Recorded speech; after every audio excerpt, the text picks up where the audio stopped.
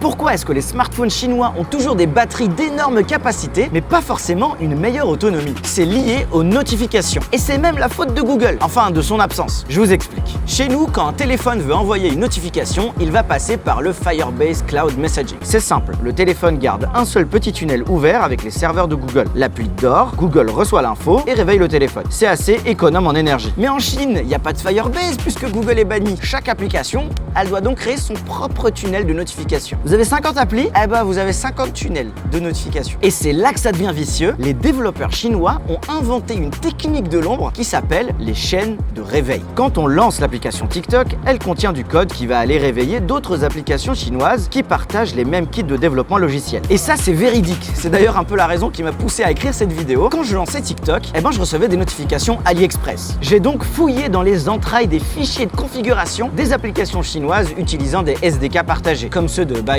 JPush ou encore GetUI. Et ici, on voit Android Exported True. Ça veut dire que l'application est ouverte aux signaux extérieurs et peut donc être réveillée par une autre appli. Bref, les applications se réveillent entre elles pour ne pas mourir en arrière-plan. Et les constructeurs chinois, qu'est-ce qu'ils ont fait? Premièrement, des batteries de camions. C'est pour ça que les téléphones chinois ont popularisé les batteries géantes de 5000, 5500 ou 6000 mAh bien avant Apple et Samsung. Deuxièmement, des surcouches Android hyper agressives. Dès qu'une appli passe en arrière-plan, le système l'extermine de la RAM de manière ultra agressive pour couper les chaînes de réveil. Conscient du problème, le gouvernement chinois et les constructeurs ont tenté de réagir en créant la UPA, qui signifie Unified Push Alliance, en 2017 pour tenter d'imiter le modèle de Google. Mais la transition reste complexe car chaque grand constructeur a fini par développer son propre système et ses propres boutiques d'applications. Et vous étiez au courant de tout ça? Et votre téléphone, il a combien de milliampères-heure?